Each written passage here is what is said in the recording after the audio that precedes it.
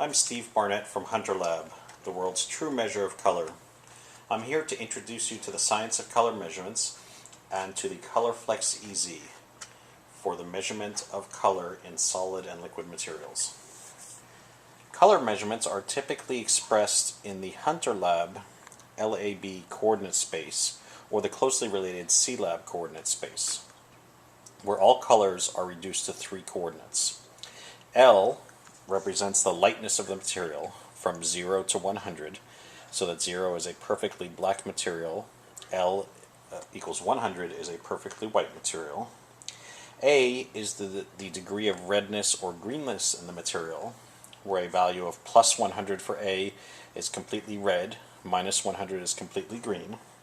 And B is the blue-yellow coordinate space. A B value of plus 100 is a perfectly yellow material, whereas a B value of minus 100 has complete blue character in this axis.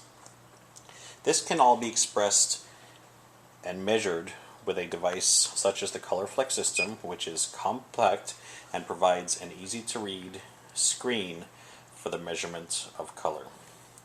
There are a number of easy-to-use features in the software, including setting up of standards, diagnostics, as well as standardization and color reading measurement configurations.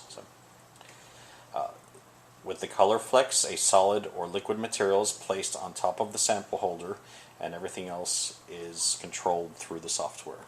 The system can also be connected to a PC for use with our Windows-based software. The ColorFlex comes with a series of standards to standardize the white and dark values of the measurement, as well as a green diagnostic tile, which can be used in the case that there's a service issue that's needed. So, to operate the ColorFlex, we'll start with a standardization. Bring the software menu to standardize. Hit go. The software tells you to put the black standard glass on the port. You hit go. The software then tells you to put the white standard tile at the port. And hit go. Your system is now ready to use. The software tells you it's been successfully standardized. And you return to the main menu. When you're ready to read a sample, you go to the read section. The software asks you if there's a preset setup that you'd like to use. I'll say yes.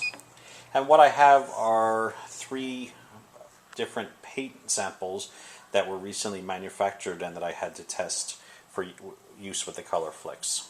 So in this example, there are 2 standard paints. One is called Rejuvenate and one is called Fiddle Leaf. So I'm first going to test the Rejuvenate. I tell the system I want to test a Rejuvenate sample. I hit go.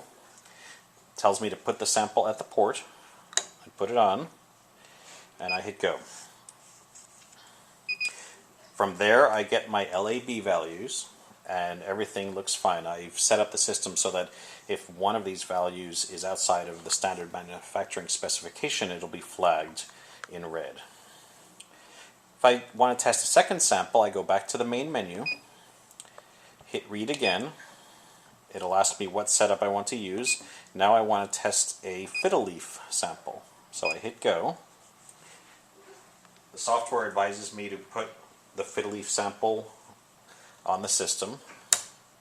I place it at the port. I hit go. And I get the values, the LAB values for the Fiddle Leaf sample here as well. Now if I have another Fiddle Leaf sample from another day, I do have one that's from the past, I place that on the system and I hit read. And what you can actually see is that the A and B values are within spec, but that the L value is out of spec and it's red. And so this advises the user that there is a problem with the system.